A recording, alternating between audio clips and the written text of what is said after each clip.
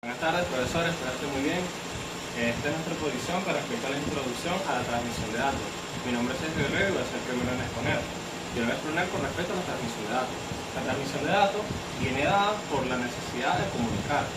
El objetivo principal de la transmisión de datos es la transmisión de información entre dos o más puntos. Este ha sido el objetivo principal del hombre a través de los tiempos, y esto ha sido posible por medio de los grandes avances en la tecnología. Obviamente esto no fue logrado de un día a otro. Hubo un desarrollo en la tecnología a través de los tiempos. Desde las cuerdas vocales de los hombres, al principio de los tiempos, por medio el primer medio de transmisión, que sería el aire, en este caso. Avanzando así a las primeras señales luminosas, que serían con antorchas o las señales de humo, utilizadas por los griegos en el siglo II a.C. Tuvieron que pasar muchos siglos antes que se presentaran los primeros estándares que vemos hoy en día en la tecnología, como por ejemplo en 1753 Charles Morrison desarrolló un sistema de transmisión eléctrica por medio de un alambre en donde se presentaba el alfabeto. En 1835 Samuel Morse experimentó con la telegrafía y 2 años después inventó el telégrafo. En 1844 envió el primer telegrama, que fue dado así la primera comunicación electrónica. En 1876 Alexander Graham Bell inventó el teléfono, dando así la primera comunicación analógica. En 1910 Lee Forrest hizo la primera transmisión de radio. En 1927 se hizo la televisión pública en Inglaterra y 3 años después en Estados Unidos. En la década de los 60 se hizo las transmisiones vía satélite. En la década de los 70 las comunicaciones por ordenador, y en la década de los 80 las comunicaciones personales, como es la telefonía celular. Desde este punto hasta el día de hoy, en 2018, han habido muchos avances tecnológicos, como son el fax, la transmisión de datos vía Wi-Fi, los osciloscopios, los grandes avances en los teléfonos y en las computadoras. Y eso sería el desarrollo histórico de la transmisión de datos. Ahora vamos por las organizaciones para la transmisión de información. Son muchas, pero las más importantes serían la Comisión Federal de Comunicaciones. Fue creada en 1934 y es una comisión estadounidense que regula las comunicaciones interestatales de radio, televisión, telégrafo y teléfono. También está la Sociedad de Comunicaciones vía satélite. Fue creada en 1963, también llamada CONSAC, que se encarga de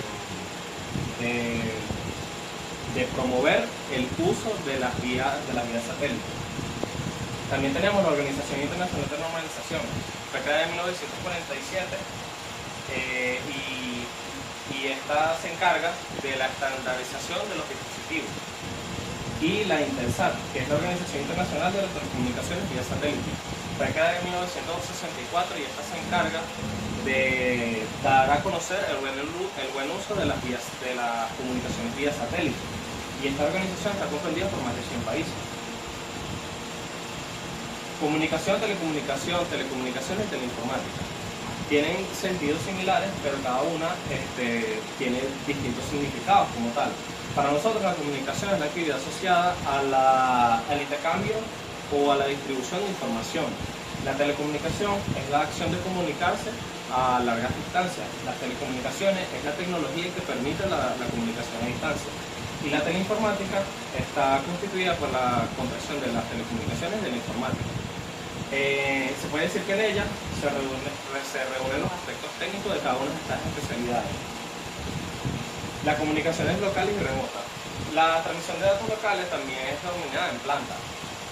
Es para distancias pequeñas, por ejemplo, un ordenador que se quiere comunicar a otra planta, como se puede ver en la imagen. La transmisión de datos remota es una transmisión de datos muy larga, por lo tanto se tienen que utilizar las líneas de telecomunicaciones para que esta se realice. Por ejemplo, una comunicación entre dos ciudades, como se puede ver en la imagen. Y por último, los componentes de los sistemas de comunicación y transmisión de datos viene dado por este diagrama, que sería un emisor, un canal y un receptor. El emisor debe convertir la señal a un formato que el canal la comprenda. Que el canal es el que conecta el emisor y el receptor. Puede ser de cualquier medio de transmisión, puede ser cable coaxial, aire o fibra óptica, entre otros. Y por último, el receptor acepta la señal del canal y la procesa para permitir el entendimiento del receptor. Eso es todo para mí y muchas gracias por haber gustado. Buenas, mi nombre es Carelis Rodríguez y como anteriormente hace mención mi compañero, un sistema de comunicación se basa primordialmente o su objetivo principal es poder transmitir una información hacia un destinatario a través de un canal. Es por ende que su esquema básico es o consta de lo que es un emisor, un canal y un receptor. Idea que vamos verificando a medida que van avanzando las prácticas en el laboratorio de transmisión de datos, ya que no es solamente comprobar la información que se está transmitiendo, sino poder observar cómo se van generando las señales a través del osciloscopio. Asimismo, en cuanto a los tipos de transmisión de un canal de comunicaciones, se pueden resaltar tres clases, en cuanto a lo que es simplex, semiduplex y full duplex. Con respecto a simple, esta está caracterizada primordialmente por ser unidireccional, es decir, que ocurre en una sola dirección, deshabilitando así al receptor la posibilidad de poder responderle al transmisor. Un ejemplo de esto podría ser la radiodifusión de TV y radio. En cuanto al semiduplex, este abarca una estación A que en un momento de tiempo viene a actuar como fuente y una estación corresponsal B que viene a hacer una función de colector, para que luego en otro tiempo esta pase o suceda lo contrario, donde la estación A viene a ser el colector y la estación B viene a ser la fuente. Esto entonces permite la transmisión en ambas direcciones, pero en tiempos distintos. Un ejemplo de esto podría ser la comunicación entre radios aficionados, donde se debe esperar que uno termine para continuar así la comunicación. Y por último, la clase full duplex, que esta permite, al contrario que como la semiduplex, sí permite lo que es transmitir en ambas direcciones, pero simultáneamente en el mismo canal. Esto quiere decir que hay una frecuencia para emitir y una frecuencia para recibir. Un ejemplo de esto podría ser lo que comúnmente conocemos como una comunicación telefónica. De igual forma, para nadie es un secreto que al momento de transmitir datos o llevar información de un punto a otro, es posible que existan distintos errores. Cuanto mayor sea la trama, mayor es la probabilidad de que existan errores. Para detectar dichos errores se añade un código en función de los bits de la trama, de forma que esta señale si se ha cambiado algún bit en el camino. Este código cabe resaltar que debe ser conocido tanto por el emisor como en el receptor. En cuanto a la comprobación de paridad, se añade un bit de paridad al bloque de datos. Y con respecto a la comprobación de redundancia cíclica CRC, dado un bloque de n bits a transmitir, el emisor suma los k bits necesarios para que n más k, resto 0, sea divisible por algún número conocido tanto por el emisor como por el receptor. A su vez, dichos errores vienen referidos por lo que son tramas perdidas y tramas dañadas. Con respecto a las tramas perdidas, cuando una trama no llega a su destino, y las tramas dañadas se refieren a cuando una trama tiene datos en cuanto a los bits de forma errónea. Ahora, ¿cómo controlamos estos errores? Con respecto a las confirmaciones positivas, el receptor devuelve una confirmación de cada trama recibida correctamente. A su vez, en cuanto a la retransmisión después de la expiración de un intervalo de tiempo, cuando ha pasado un cierto tiempo y el emisor no recibe confirmación del receptor, esta vuelve a reenviar la trama. Y con respecto a la confirmación negativa y retransmisión, el receptor solo confirma las tramas recibidas erróneamente y el emisor lo que hace es reenviarlas. Ahora, con respecto a los protocolos ARQ, solicitud de repetición automática, estos vienen a ser ciertos métodos que permiten controlar todos estos tipos de errores, para así buscar que una transmisión sea de forma íntegra y óptima, o que la información llegue de la mejor manera posible. Entre estos métodos se encuentra comparada y espera, que consiste en que el emisor transmite una trama y hasta que no recibe confirmación no envía otra. Ahora también está delante y atrás N, cuando la estación destino encuentra una trama errónea, devuelve una confirmación negativa y rechaza todas las tramas que vienen antes de volver a recibir la trama que fue previamente rechazada. Y con respecto al RQ, rechazo selectivo, el receptor tiene un buffer para guardar lo que son las tramas recibidas tras el rechazo de una dada. Esto viene a ser como almacenar lo que son estas dichas tramas. Gracias. Buenas, mi nombre es Adelis Mejía y acerca de los métodos de control y detención de errores, se sabe que toda alteración que provoca que un mensaje recibido no sea una copia fiel del mensaje que es transmitido es un error. Debido a los defectos existentes en los medios físicos utilizados para la transmisión, pueden producirse errores en la información que es transmitida, caracterizándose la calidad de la información por la tasa de errores.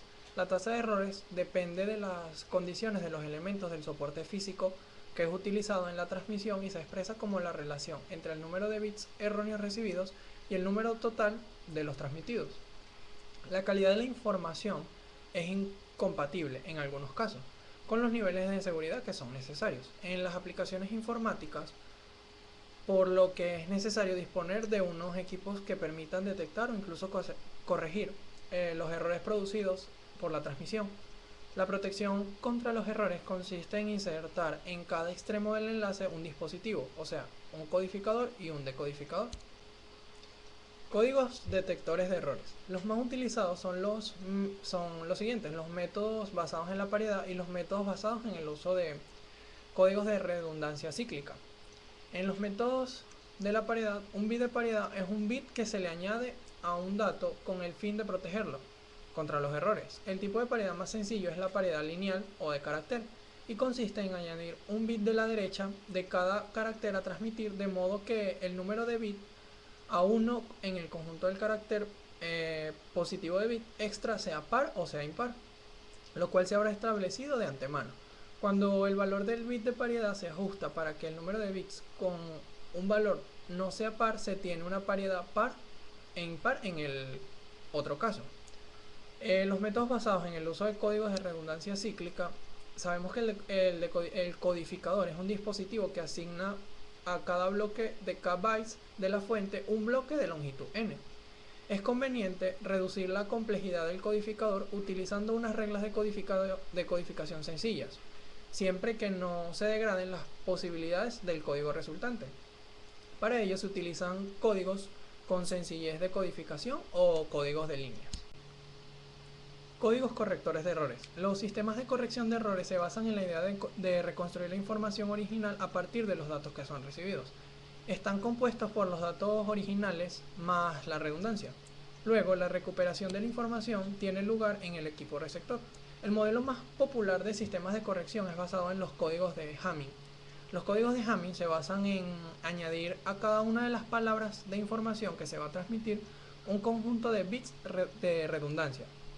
El conjunto de bits de información y de bits de redundancia constituyen una palabra del código de Hamming que se esté utilizando. La particularidad de estos códigos se encuentra que a partir de los bits de redundancia se pueden detectar las posiciones de los bits erróneos y corregirlo. Corregir un bit erróneo es invertirlo. El control de flujo, sabemos que existen técnicas que permiten al destinatario de la información controlar al emisor para que se envíe esta en el momento idóneo. A estos mecanismos se les conocen como técnicas de control de flujo. Cuando dos computadoras se comunican, una envía los datos mientras la otra los recibe y los va almacenando en algún sitio de espera para ser evaluado. Este espacio donde se guarda la información puede ser en la memoria principal o en la memoria secundaria. Existen diferentes opciones a la hora de realizar un control de flujo. Las más destacables son los sistemas síncronos y los sistemas asíncronos. En los síncronos tenemos la parada y espera y la ventana deslizante, mientras que en los asíncronos está el control de flujo por software y el control de flujo por hardware. Sabemos que los factores que más afectan el rendimiento de las comunicaciones son los errores y, por supuesto, el manejo de la información repetida. La presencia de los problemas en la comunicación traducidos en errores en la información recibida exige el reenvío de la información errónea. Esto permite reducir la información total de enviar, asignando un nuevo código de longitud menor a la secuencia que se repite. Estas técnicas se implementan mediante una serie de normas de protocolos, de manera que todos los modems sean capaces de realizarlas y se beneficien de ellas. La meta de la codificación es producir códigos con propiedades que sean decodificables únicamente para una fuente dada con un alfabeto y un conjunto de prioridades. Esto ha sido todo. Buenas, mi nombre es Jorge Rojas y le voy a hablar sobre la introducción a la transmisión de datos. Presentación sobre compresión de datos. Compresión de datos o compresión de archivos. La compresión de archivos consiste en cambiar la cadena de datos por otra cadena más corta, pero donde están los archivos. Es decir, lo que hacemos es cambiar una cadena de datos ya puesta a otra cadena, pero más pequeña. Existen varios métodos. Uno de los métodos es el reversible, lossless. Es una reconstrucción exacta al original. Lossy se comprime mucho mejor los archivos, pero se descarta gran parte de los datos. También tenemos compresiones que no tienen pérdida y compresiones con pérdida. Las compresiones que no tienen pérdida se diferencian es que hay sistemas adaptativos, semi-adaptativos. Todo eso depende de las características del archivo. Los no adaptativos, hay un código llamado Huffman, que es una tabla de códigos con las combinaciones de bits que se repiten estáticamente. Y el semi-adaptativo se logra una mayor comprensión, pero hay dos convenientes. El primer conveniente es la pérdida de velocidad al tener que leer el original 2 veces y la necesidad de incrustar el archivo comprimido. Aquí podemos ver una tira de bits, la codificación con una tabla de 4 entradas y la codificación con una tabla de 6 entradas. Se ve que la de 6 entradas es un poco más comprimida.